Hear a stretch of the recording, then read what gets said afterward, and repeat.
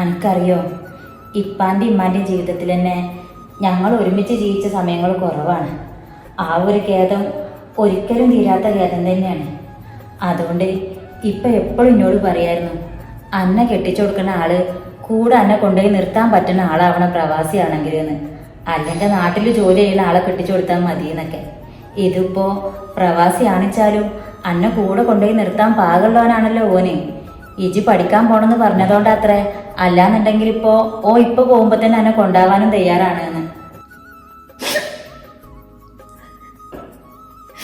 എനിക്ക് എവിടേക്കും പോകണ്ടമ്മ. എനിക്ക് എൻ്റെ ഉപ്പാൻ്റെ ഉമ്മാൻ്റെ ഇവിടെ ഉള്ളവരൊക്കെ കൂടെ ഇവിടെ തന്നെ നിന്നാ മതി. എനിക്കിപ്പോ എവിടേക്കും പോകണ്ട. അച്ചേ, എന്താടി പെണ്ണിങ്ങനെ 10-21 വയസ്സായ പെമ്പറന്നോളാ ഇങ്ങനെ ഇരുന്ന് കരയണത്? എന്നും പെൺകുട്ടികൾക്ക് ഇമ്മാൻ്റെ ഇപ്പാൻ്റെ ഇപ്പം നിൽക്കാൻ പറ്റിയെന്ന് വരുമോ? ഇനിയിപ്പോ അനക്കത്ര നിർബന്ധമാണിച്ചാല് ഓൻ പോയി കഴിഞ്ഞിട്ടുണ്ടെങ്കിൽ അനക്ക് പഠിക്കണമെങ്കിൽ ഇവിടുന്ന് വേണമെങ്കിൽ പോവാല്ലോ. അതൊക്കെ ഉമ്മ ഇപ്പം ഓലോട് പറഞ്ഞോളാം. അതിനൊന്നും ഓൽക്കൊരു എതിരുണ്ടാവൂല. അതാവുമ്പോ ഓൻ അടുത്ത ലീവിന് വരുന്ന വരെ അനക്ക് ഇവിടെ തന്നെ നിന്നിട്ട് കോളേജിക്കൊക്കെ പോവാല്ലോ.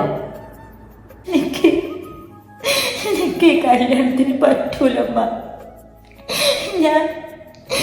ഞാൻ വേറെ ഒരാൾക്ക് വാക്ക് കൊടുത്തു പോയി.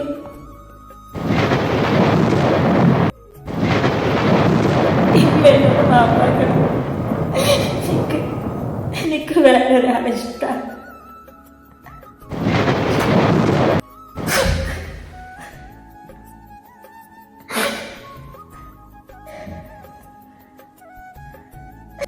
ഇജെന്താ പറഞ്ഞത്?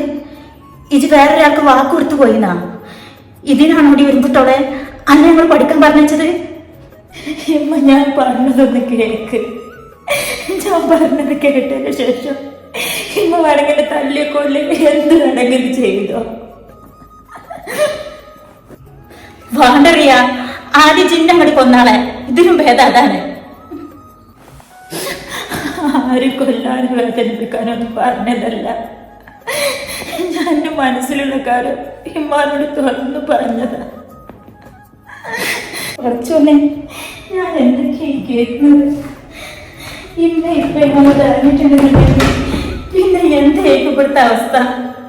എന്താ നമ്മളെ കുട്ടിക്ക് പറ്റിയത്? എന്തൊക്കെയാ ചെയ് പറഞ്ഞത്? ഞാൻ പറഞ്ഞതൊന്നും മനസ്സിലാക്കുന്നത്.